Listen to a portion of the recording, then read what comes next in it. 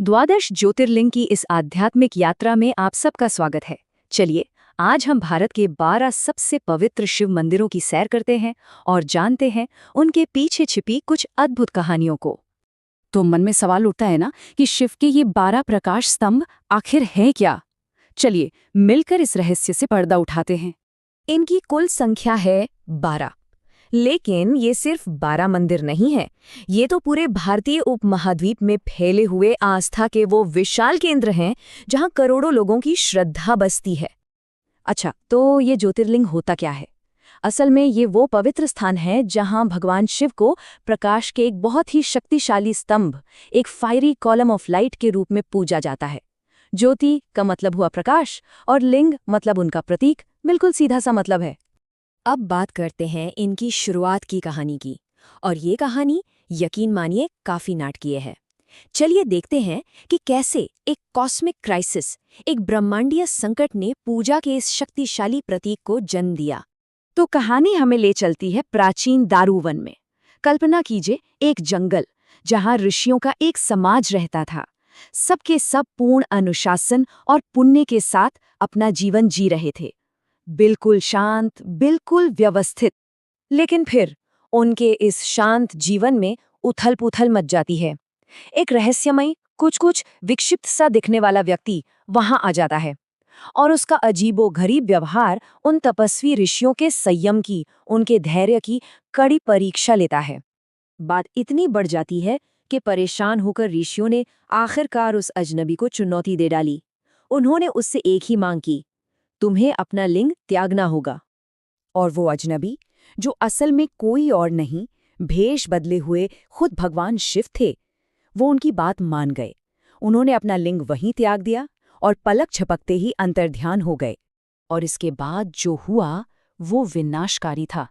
जैसे ही शिव अंतर्ध्यान हुए, पूरे ब्रह्मांड में मानो तबाही मच गई। सूरज पीला पड़ गया, आग ने अपनी गर्मी खो दी, तारों ने टिमटिमाना बंद कर दिया, ग्रह अपनी अपनी कक्षाओं से भटक गए। ऐसा लगा जैसे सृष्टि की पूरी प्रक्रिया ही थम गई हो। बस उसी पल ऋषियों को अपनी भयंकर भूल का एहसास हुआ। उन्हें समझ आया कि वो अजनबी तो स्वयं महादेव थे, सुप्रीम लॉर्ड, और वो लिंग उनका ही दिव्य स्वरूप था। और बस इसी एक घटना ने लिंग को पूजा के एक सबसे पवित्र प्रतीक के रूप में हमेशा के लिए स्थापित कर दिया। तो अब हम ज्योतिर्लिंग के उद्भव की कहानी तो जान चुके हैं। तो चलिए अब भारत के कुछ सबसे प्रसिद्ध ज्योतिर्लिंगों की एक छोटी सी यात्रा पर निकलते हैं। हर एक स्थल की अपनी एक इतनी शक्तिशाली कहानी है ना, जो सदियों से सुनाई जाती रही है। तो हमारा पहला पड़ाव है केदारनाथ, हिमालय की ऊंची बर्फीली वादियों के बीच बसा एक अद्भुत स्थान। और इसका सीधा संबंध है हमारे प्रसिद्ध महाकाव्य महाभारत से। देखिए, कहानी कुछ ऐसी है कि महाभारत के युद्ध के बाद पांडव भाई अपने पापों का प्रायश्चित करना चाहते थे और इसके लिए वो भगवान शिव को खोज रहे थे। लेकिन कहते हैं कि शिव उनसे मिलना ही नहीं चाहते थे, इसलिए उन्होंने खुद को छिपाने के लिए एक भैंसे का रूप ले लिया। चलिए, अब हिमालय से उतरकर चलते हैं वैद्यनाथ मंदिर की ओर। इस ज्योतिर्लिंग की कहानी भी एक और महाकाव्य यानी रामायण से जुड़ी है और इसमें मुख्य किरदार है रावण। ये कहानी तो और भी दिलचस्प है। हुआ यूं कि रावण ने अमरता और शक्ति पाने के लिए शिव की बहुत कठोर तपस्या की। खैर, शिव तो भोलेनाथ है, वो प्रसन्न हो गए और उन्होंने रावण को एक शक्तिशाली लिंग दे दिया। पर साथ में एक शर्त भी रख दी कि इसे लंका पहुंचने से पहले कहीं भी जमीन पर नहीं रखना है। लेकिन यहाँ देवताओं ने एक चाल चल दी। रास्ते में रावण को लघु शंका के लिए रुकना पड़ा। अब वो लिंग को रखे तो कहाँ? तो उसने पास खड़े एक छोटे चरवाहे लड़के को मदद के लिए बुलाया और लिंग उसे थमा दिया। पर वो लड़का कोई और नहीं बल्कि भेष बदले हुए स्वयं गणेश जी थे। और उन्होंने क्या किया? उन्होंने लिंग को वहीं जमीन पर रख दिया और वो लिंग वहीं पर हमेशा के लिए स्थापित हो गया। और अब हमारा तीसरा उदाहरण, जो हमें ले जाता है रामेश्वरम के समुद्री तट पर। यहाँ स्थित है भव्य रामनाथ स्वामी मंदिर। जी हाँ, इसकी कहानी भी रामायण से ही जुड़ी है। कहानी का वो हिस्सा जब रावण पर विजय प्राप्त हो चुकी थी। उसके बाद भगवान राम ब्रह्म हत्या यानी एक ब्राह्मण की हत्या के पाप से मुक्ति पाना चाहते थे और इसके लिए वो यहाँ भगवान शिव की पूजा करना चाहते थे। तो पूजा के लिए हनुमान जी को भेजा गया काशी एक लिंग लाने के लिए। लेकिन जब शुभ मुहूर्त निकला जा रहा था और हनुमान जी नहीं लौटे, तब माता सीता ने क्या किया? उन्होंने स्वयं अपने हाथों से रेत का एक लिंग बना दिया।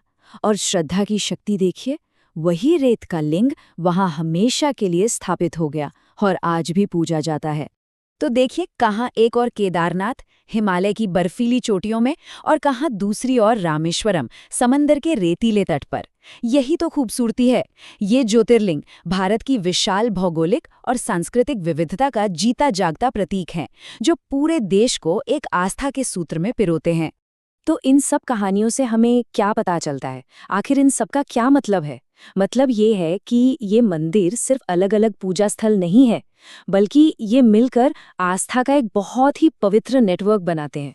सही मायनों में ये 12 पवित्र स्थल मिलकर एक आध्यात्मिक नक्शा, एक स्पिरिचुअल मैप तैयार करते हैं।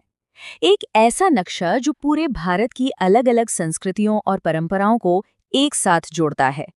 तो चलिए एक बार इन सभी 12 ज्योतिर्लिंगों के नाम और स्थान जान लेते हैं।